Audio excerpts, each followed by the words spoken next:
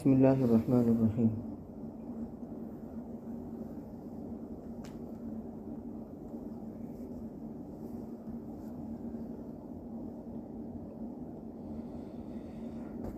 الحمد للہ رب العالمین، والصلاة والسلام علی سید الانبیاء والمرسلین، سیدنا و نبینا و شفیعنا و حبیبنا وسندنا ومولانا واولانا محمد صلی اللہ علیہ وسلم وعلی آلہ وصحبہ اجمعین،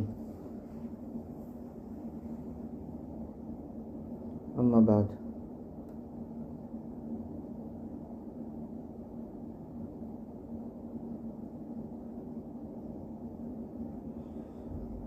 میری عزیز برادری،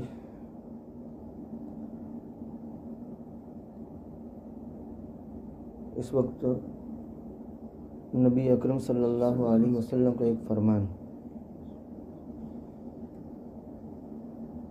جو آپ نے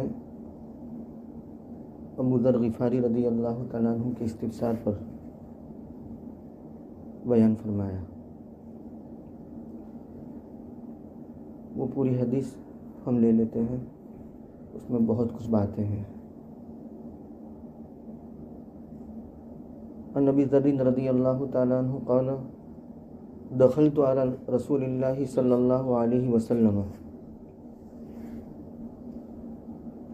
فقلت یا رسول اللہ صلی اللہ علیہ وسلم اوصنی، فقال رسول اللہ صلی اللہ علیہ وسلم علیک بتقوی اللہ، علیک بتقوی اللہ فإنه أزين لأمرك كله۔ قلت يا رسول الله زدني، فقال رسول الله صلى الله عليه وسلم عليك بتلاوة القرآن وذكر الله فإنه ذكر لك في السماء ونور لك في الأرض۔ قلت زدني يا رسول الله صلى الله عليه وسلم، فقال رسول الله صلى الله عليه وسلم عليك بطول الصمت فإنه مطردة للشيطان وعون على أمر دينك۔ فقلت زدني يا رسول الله صلى الله عليه وسلم، فقال رسول الله صلى الله عليه وسلم لا تكثر الضحك فإن كثرة الضحك يميت القلب أو تميت القلب ويذهب بنور الوجه أو تذهب بنور الوجه۔ قلت زدني يا رسول الله صلى الله عليه وسلم، فقال رسول الله صلى الله عليه وسلم قل الحق وإن كان مرا۔ قلت زدني يا رسول الله صلى الله عليه وسلم، فقال رسول الله صلى الله عليه وسلم لا تخف في الله لومة لائم۔ فقلت زدني يا رسول الله صلى الله عليه وسلم، فقال رسول الله صلى الله عليه وسلم ليحجزك عن الناس ما تعلم من نفسك، ليحجزك عن الناس ما تعلم من نفسك۔ یہ پوری حدیث ہے۔ ابو ذر غفاری رضی اللہ تعالیٰ عنہ یہ زاہد صحابی ہے، زاہدانہ زندگی گزاری، آخری زندگی میں مقام ربضہ میں وہ ٹھہر گئے تھے۔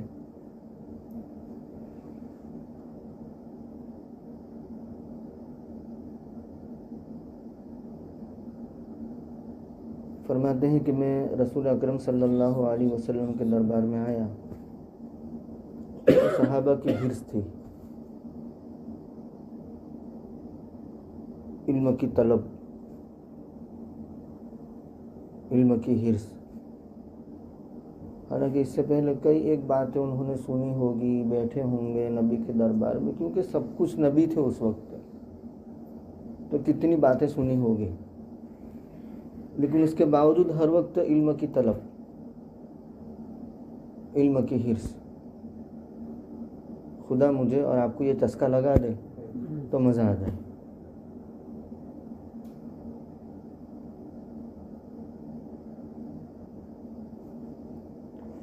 لو کان ھذا العلم یحصل بالمنى لو کان ھذا العلم یحصل بالمنى ما کان یبقى فی البریۃ جاہل اجہد ولا تکسل ولا تک غافلا فندامۃ العقبیٰ لمن یتکاسل.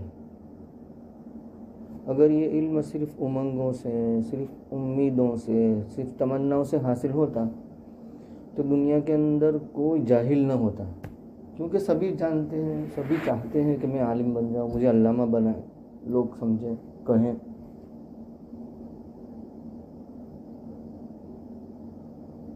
تو دنیا کے اندر کوئی جاہل نہ رہتا، صرف تمناؤں پر ہوتا تھا، صرف امنگوں پر ہوتا، امیدوں پر ہوتا. ایسا نہیں ہوتا. اس لیے شاعر کہتا ہے آگے مصرے میں، اجہد محنت کرو، ولا تکسل سستی مت کرو، ولا تکو غافلا غفلت کے ساتھ مت رہو. کیوں؟ فندامۃ العقبیٰ لمن یتکاسل، انجام کار پشیمانی اٹھانی پڑتی ہے اس کو جو سست اور کاہل ہونے کی حالت میں زندگی گزارتا ہے، جو لیزی ہوتا ہے اس کو انجام کار پشیمانی اٹھانی پڑتی ہے.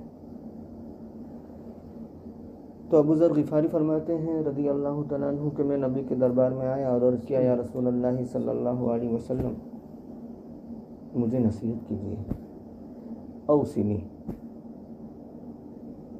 تو رسول اللہ صلی اللہ علیہ وسلم نے فرمایا سب سے پہلی نصیحت، اس میں 7 نصیحتیں ہیں. سب سے پہلی نصیحت، علیک بتقوی اللہ.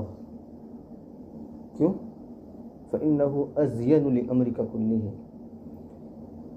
تم تقوی اللہ کو لازم پکڑو، تقوی اختیار کرو.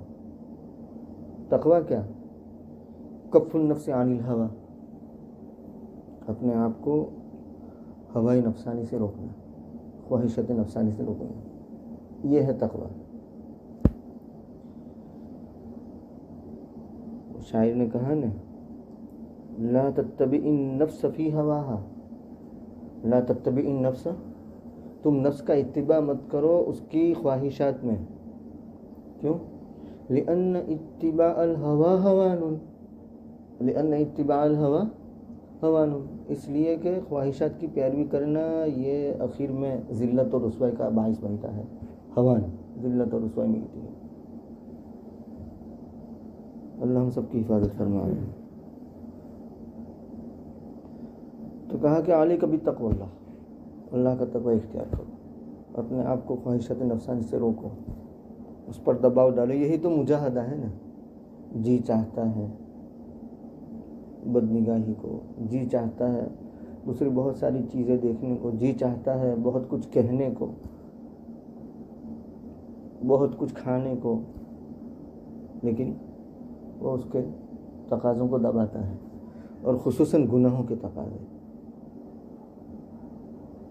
کیونکہ جب تقوی اختیار کیا جاتا ہے تو ہمارے تمام امور کے اندر ایک قسم کی زینت، ایک قسم کی رونق پیدا ہو جاتی ہے، اور بہت راحت ملتی ہے، بہت راحت، بہت سکون.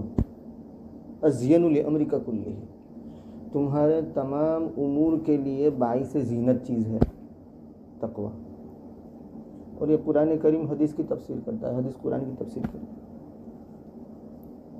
یا ایھا الذین آمنوا ان تتقوا اللہ یجعل لکم فرقانا ویکفر عنکم سیئاتکم. اخروی فائدہ بھی ہے، دنیاوی فائدہ بھی ہے. دنیاوی فائدہ کیا ہے کہ فرقان، تقوی پر چلنے کی وجہ سے اللہ تبارک و تعالی ایسی سینس اور ایسا شعور پیدا کر دیتے ہیں کہ وہ کھڑے کھوٹے کے درمیان تمیز کر سکتا ہے. وہ پھسلے گا نہیں، بچلے گا نہیں، سنبھل جائے گا. فرقان اللہ پیدا کر دیں گے. اور اخروی فائدہ، یکفر عنکم سیئاتکم ویغفر لکم ذنوبکم، یہ اخروی فائدے ہیں. تو دنیا میں زندگی گزارنا آسان ہو جاتا ہے تقوی کی وجہ سے. اور سورہ طلاق کے اندر وَمَن يَتَّقِ اللَّهَ وَمَن يَتَّقِ اللَّهَ وَمَن يَتَّقِ اللَّهَ، اس کو اس کے ساتھ ملاتے جاؤ، وہاں سارے تقوی کے فائدے آپ کو مل جائیں گے. وَمَن يَتَّقِ اللَّهَ يَجْعَل لَّهُ مِنْ أَمْرِهِ يُسْرًا وَمَن يَتَّقِ اللَّهَ يُعْظِمْ لَهُ أَجْرًا وَمَن يَتَّقِ اللَّهَ يَخْرُجْ مِنْ حَيْثُ لَا يَحْتَسِبُ يَتَوَكَّلُ عَلَى اللَّهِ وغیرہ وغیرہ. تو یہ پہلی بات. دوسری بات، پیٹ بھرا نہیں. وہاں پیٹ بھرنے کا نام نہیں تھا. وہاں زیادہ سے زیادہ علم حاصل کرنے کی رغبت اور طلب تھی اور حرص تھی. تو کہا کہ زدنی یا رسول اللہ صلی اللہ علیہ وسلم، اور نصیحت کیجیے اور بڑھائیے. تو رسول اکرم صلی اللہ علیہ وسلم نے فرمایا علیک بتلاوت القرآن و ذکر اللہ. قرآن کریم کی تلاوت لازم پکڑو اور ذکر اللہ کو. ہم طلباء کے لیے تو میں تو یہ کہتا ہوں کہ 3 پارے تو ہونے چاہیے، اور جو 3 تک پہنچ گئے ہیں ان کے لیے منزل ہونی چاہیے. سوال یہ پیدا ہو سکتا ہے کہ 3 پارے یہ منزل ایک جگہ پر بیٹھ کر پڑھنا مشکل ہے. تو اس سلسلے میں نے میرے شیخ سے حضرت دامت برکاتہم سے، حضرت مفتی صاحب دامت برکاتہم سے رجوع کیا.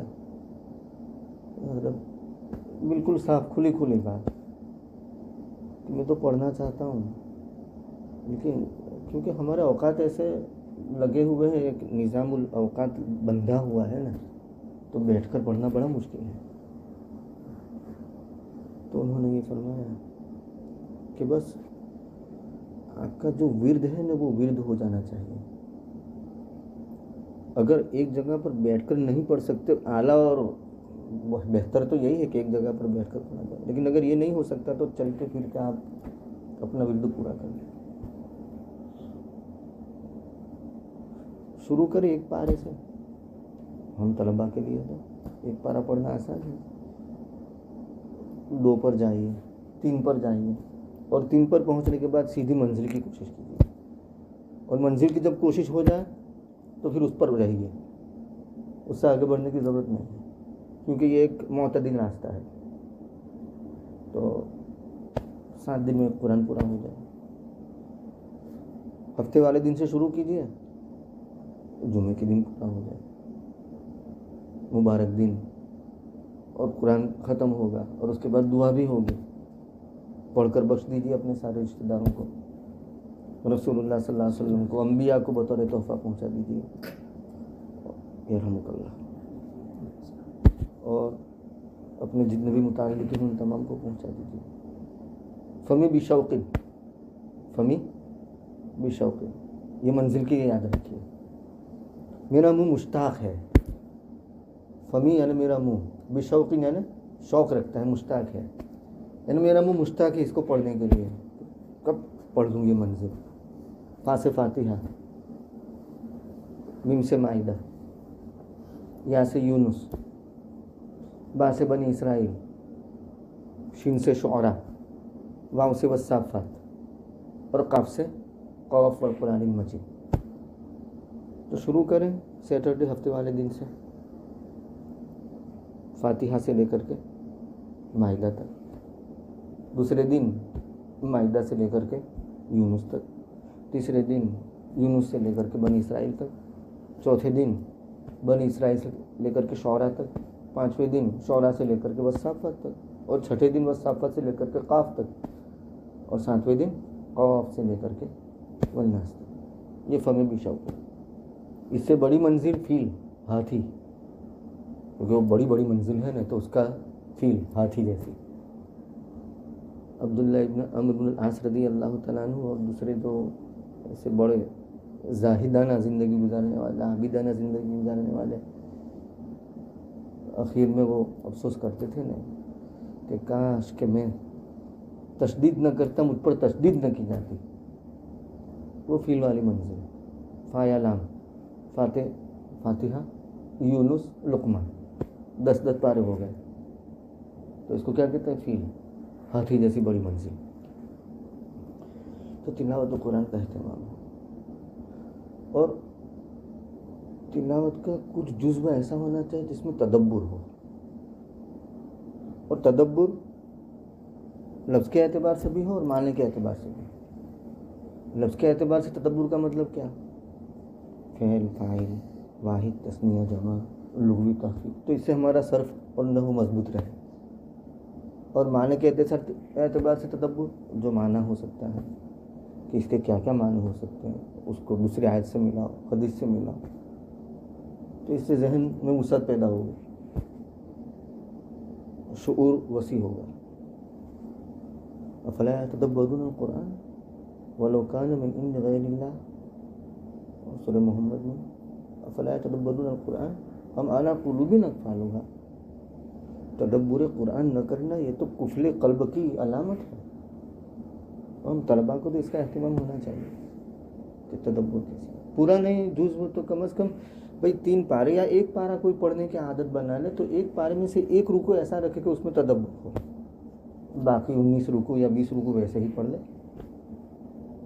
لیکن کچھ حصہ تدبر کے ساتھ پڑھنے کا اہتمام کیا جائے، اس کا بہت فائدہ ہے.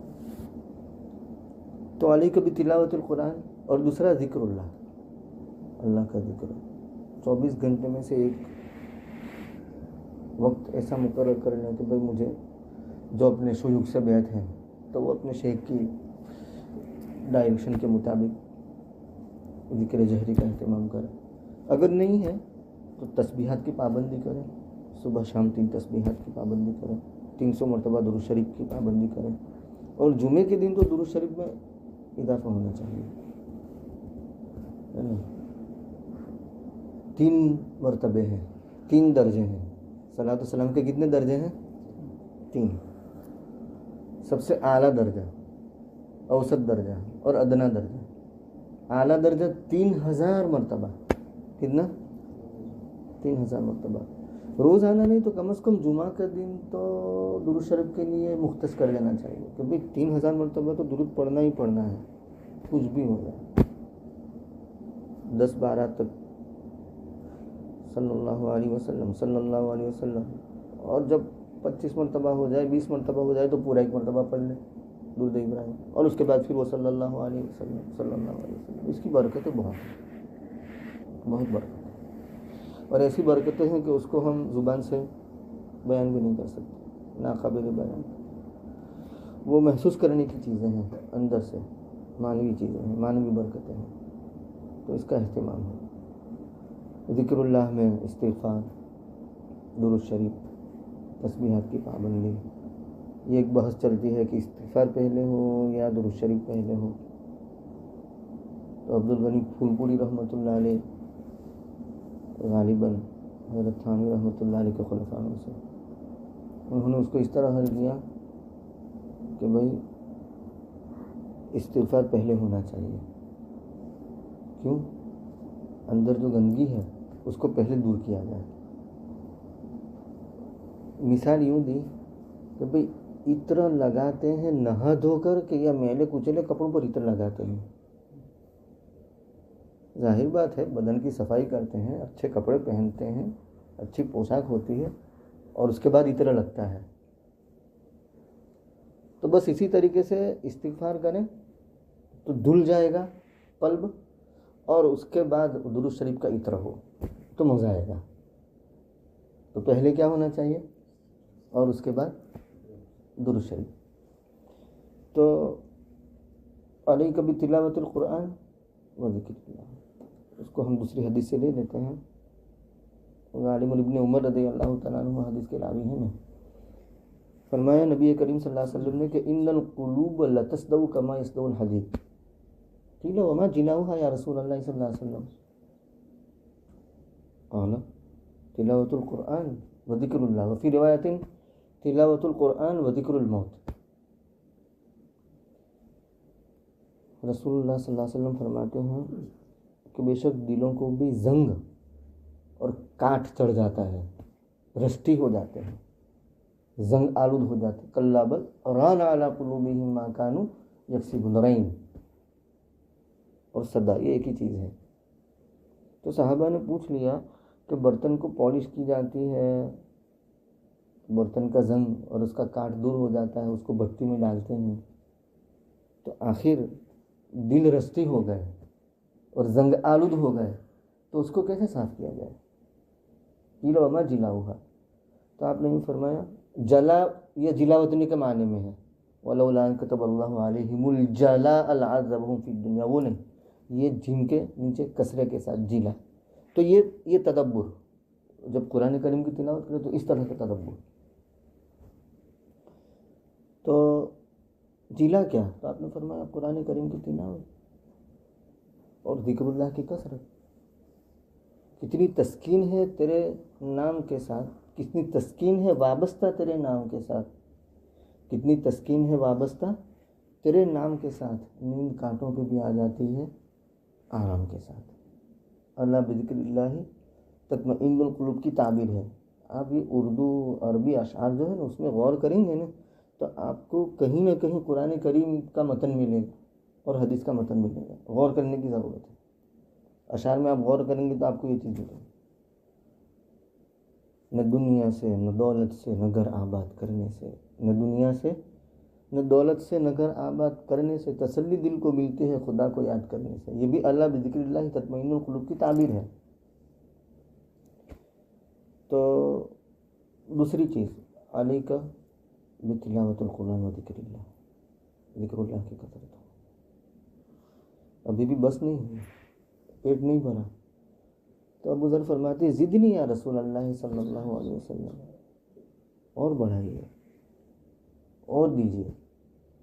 تو رسول اللہ صلی اللہ علیہ وسلم نے فرمایا علیک بطول الصمت، طول صمت کو لازم پکڑو. من صمت نجا، من کان یؤمن باللہ والیوم الآخر فلیقل خیرا او لیصمت، من کان یؤمن باللہ والیوم الآخر فلیکرم ضیفہ، من کان یؤمن باللہ والیوم الآخر فلا یؤذی جارہ. تو خیر ورنہ خاموش. وہ عقبہ بن عامر والی مشہور روایت ہے نا، من نجا. آپ نے کیا فرمایا؟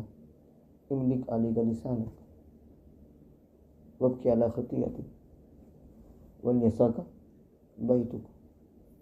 اپنی زبان پر قابو، ضرورت ہو وہیں بولو ورنہ خاموشی. علیک بطول الصمت. اس کا فائدہ کیا ہوگا؟ آگے نبی نے فرمایا فإنہ مطردۃ للشیطان. امام غزالی رحمۃ اللہ علیہ نے احیاء العلوم میں زبان سے صادر ہونے والے گناہوں کو شمار کروایا ہے. یہ زبان جب بولنے آتی ہے تو کچھ آگے پیچھے کچھ نہیں دیکھتی. امام شافعی رحمۃ اللہ علیہ کے اشعار ہیں نا، احفظ لسانک ایھا الانسان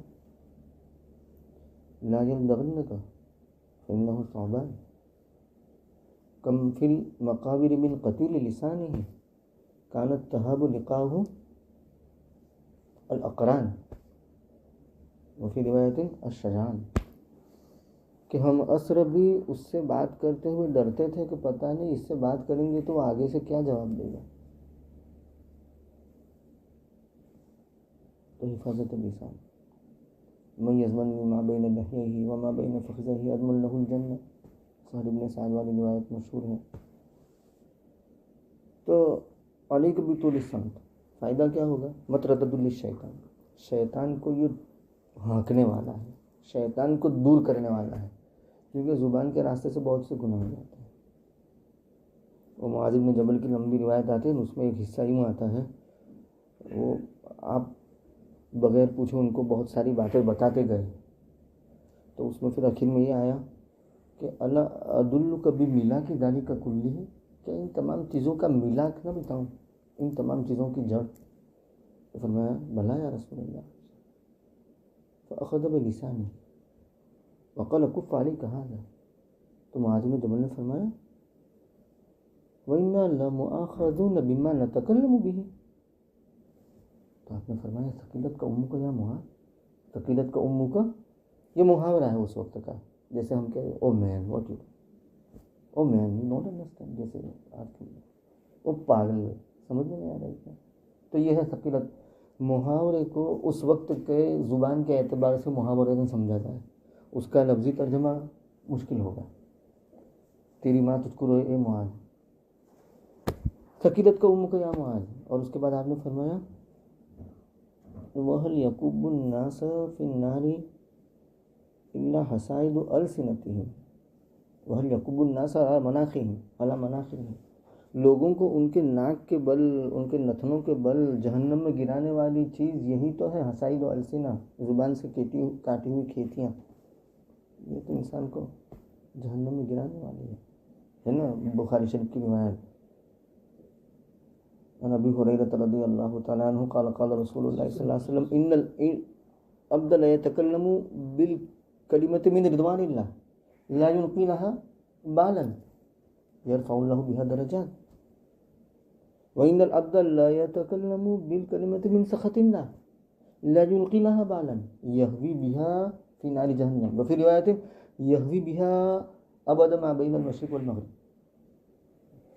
کہ ایک بندہ اپنی زبان سے کوئی کلمہ کہتا ہے، کوئی جملہ کہتا ہے اور اس کو پرواہ بھی نہیں ہوتی، بس نکل گیا سرسری خیر کا کلمہ، لیکن اللہ تبارک و تعالیٰ اس خیر کے کلمے کی وجہ سے اس کے درجات کو بلند کرتے ہیں جنت کے اندر، اور اس کے برعکس اللہ کی ناراضگی کا کوئی کلمہ نکالتا ہے زبان سے، وہ اللہ کی رضامندی والا کلمہ اور یہ اللہ کی ناراضگی والا کلمہ، تو اس کی وجہ سے کیا ہوتا ہے؟ جہنم میں وہ گر جاتا ہے۔ اور ایک روایت میں یہاں کہ مشرق اور مغرب کے درمیان جتنا ڈسٹنس اور جتنا فاصلہ ہے نا، اتنے فاصلے سے وہ جہنم کی گہرائی میں گرتا ہے۔ اللہ ہم سب کی حفاظت کرے۔ تو مطرد الشیطان، شیطان کو غیبت، چغل خوری، کسی کو حقیر سمجھنا، یہ سب زبان سے صادر ہونے والے گناہ، خاموش رہو، علیک بطول سے۔ اور دوسرا فائدہ کیا ہوگا؟ ایک تو شیطان کو دور کرنے والا ہے یہ، اور دوسرا فائدہ کیا ہوگا؟ عون علی امر دینک، عون بمعنی معین، مفید، کہ تمہارے دینی امور میں یہ معین اور مددگار ہوگا، بہت مدد ملے گی دینی امور میں خاموش رہنے سے۔ نمبر 4، زدنی یا رسول اللہ صلی اللہ علیہ وسلم، اور رسول اللہ صلی اللہ علیہ وسلم نصیحت فرمائی، تو آپ نے فرمایا لا تکثر الضحک، زیادہ ہنسو مت، مطلب کسی کے پاس دنیا کے اعتبار سے یا دینی اعتبار سے کوئی نعمت ہے، اس نعمت پر وہ اترائے نہیں، فخر نہ کرے،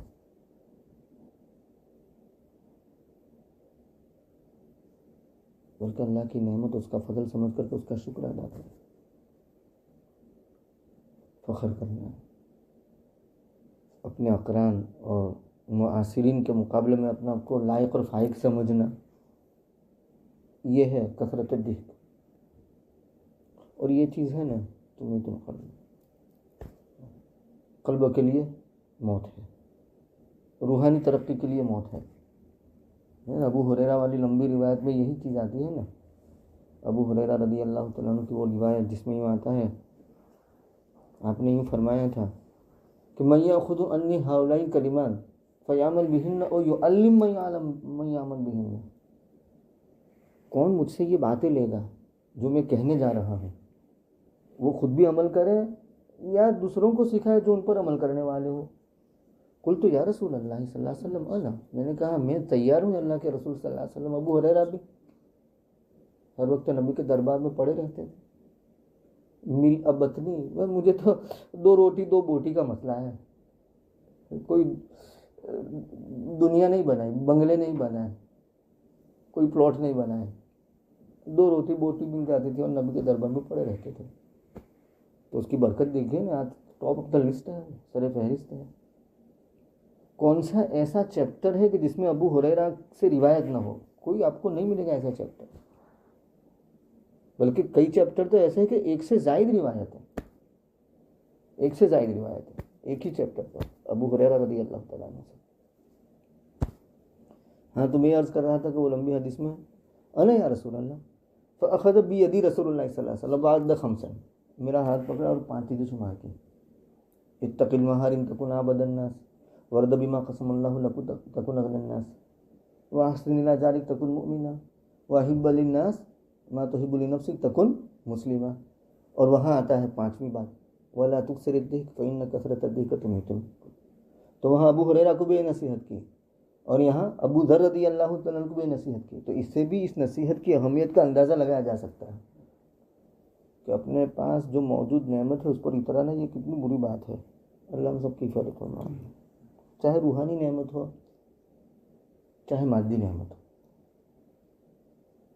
کثرت الضحک کا پسندیدہ ہے، اللہ کو ناپسند ہے۔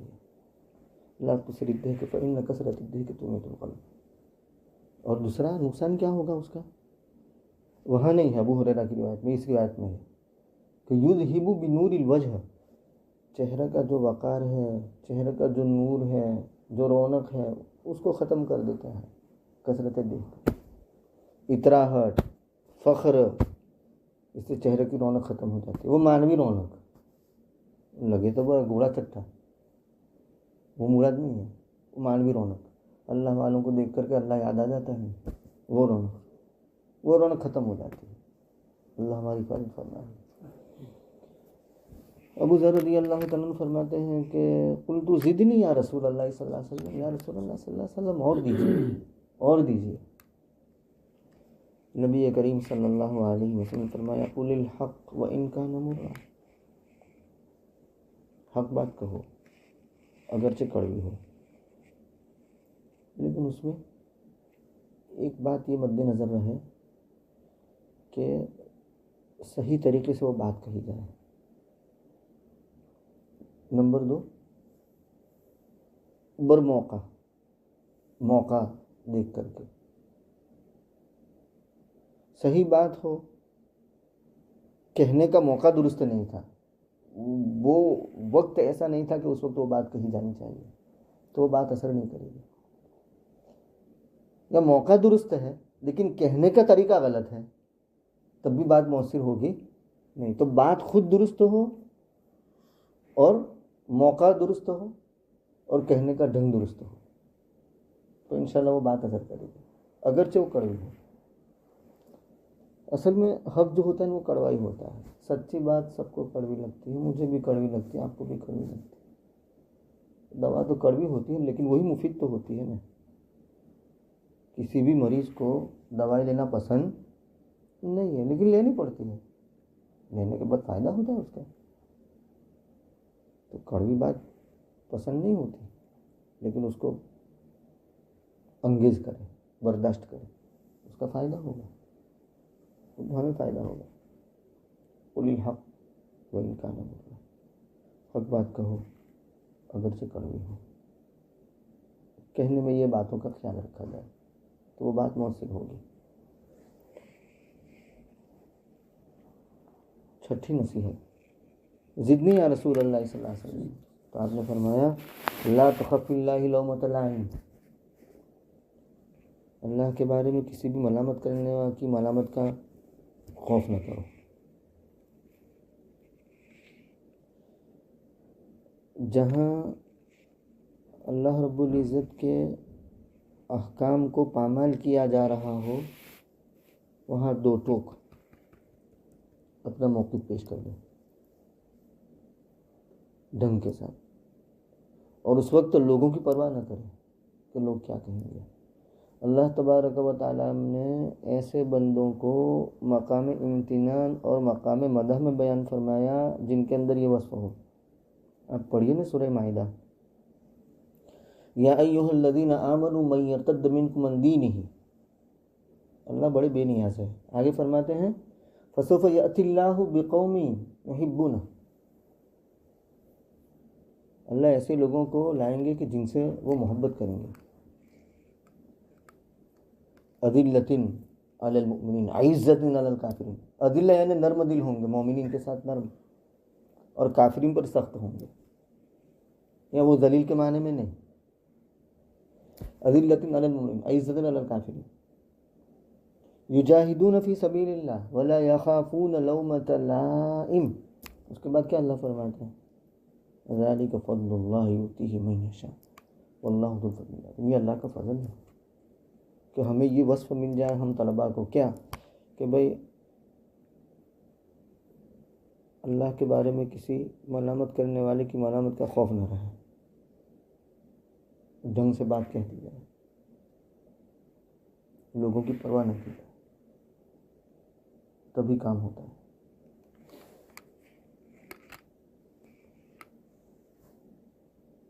مشکات شریف کے اندر ایک جگہ پر آتا ہے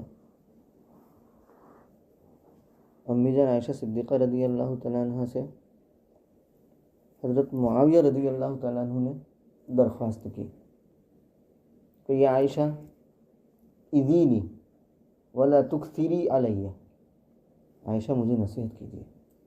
دیکھیے معاویہ صحابی ہے رضی اللہ تعالیٰ عنہ، بڑے درجے کے صحابی ہے. 20 سال حکومت، کتنے؟ 20 سال. لیکن علم کی طلب دیکھیے کہ وہ جانتے تھے کہ امی جان عائشہ حریم رسول صلی اللہ علیہ وسلم، حریم خانہ نبوی ہے، تو ان کے پاس کچھ نہ کچھ ایسی بات ہوگی کہ جس سے میرا بیڑا پار ہو جائے گا، مجھے دنیا میں فائدہ ہوگا. تو امی جان بھی بڑی زیرک، بڑی ہوشیار، بڑی چالاک ہے نا، اچھے سینس میں، بڑی ذہین اور بڑی فطین تھی. انہوں نے ان کو نصیحت ایسی کی جو ان کے مناسب حال تھی. یہ ہے کیا نصیحت کی؟ امی جان عائشہ صدیقہ رضی اللہ تعالیٰ عنہ نے 2 جملے لکھے: من التمس رضا اللہ بسخط الناس کفاہ اللہ ممت الناس. جو تلاش کرے اللہ کی رضامندی کو، یعنی کیونکہ وہ تو حاکم تھے، بادشاہ تھے، تو ظاہر بات ہے کہ ایسی بات کہ جس سے رعیت خوش ہو، یا ایسی بات جس سے رعیت ناخوش ہو، ناراض ہو. لیکن اگر ایسی بات کرنے جاتے ہیں کہ رعیت خوش ہوتی ہے، اللہ ناراض ہوتے ہیں، تو امی جان عائشہ نے ان کی مناسب حال نصیحت فرمائی کہ دیکھو یاد رکھو، جو شخص اللہ کی رضامندی تلاش کرتا ہے، یعنی کوئی ایسا حکم نافذ کرتا ہے، ایسا منشور نافذ کرنے جاتا ہے کہ اس منشور کے نافذ کرنے کی وجہ سے لوگ ناراض ہوتے ہیں، لیکن اللہ اس سے خوش اور راضی ہے، تو کہا کہ اس کی پرواہ مت کرو. کفاہ اللہ مؤنۃ الناس، اللہ رب العزت لوگوں کی جانب سے جو بوجھ ہے اس بوجھ کو کافی ہو جائیں گے. یعنی رفتہ رفتہ لوگوں کے دل کو آپ کی طرف مائل کر دیں گے. اگرچہ شروع میں ایسا ہوگا کہ یہ کیسا قانون، یہ کیسی بات، لیکن وہ بات شریعت سے متصادم نہیں ہے بلکہ اللہ کی رضا کے مطابق ہے، تو آپ پرواہ مت کرو. کفاہ اللہ مؤنۃ الناس، اللہ لوگوں کے مؤونت اور بوجھ کو تم سے دور کر دیں گے، کافی ہو جائیں گے. لیکن اس کے برعکس ہوا تو وَمَنِ الْتَمَسَ،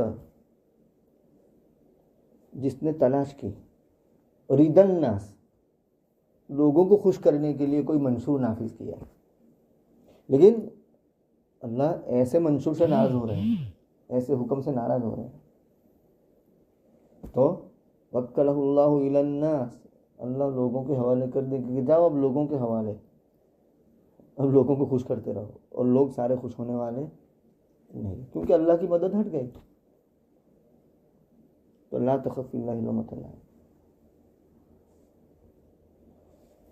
آخر میں ابو ذر رضی اللہ عنہ فرمایا زدنی یا رسول اللہ صلی اللہ علیہ وسلم، اور دیجیے. بڑے کام کی بات آپ نے فرمائی، ساری ہی کام کی باتیں ہیں. لیحجزک عن الناس ما تعلم من نفسک، حجز یحجز یعنی روک دینا. یہ ٹکٹ بک کرواتے ہیں تو وہاں حجز کا لفظ آتا ہے، یعنی ٹکٹ ہولڈ کر دی، بک کر دیا آپ کے لیے. حجز التذاکرہ، کیا بولتے ہیں اس کو؟ حجز التذاکرہ، ٹکٹ بکنگ.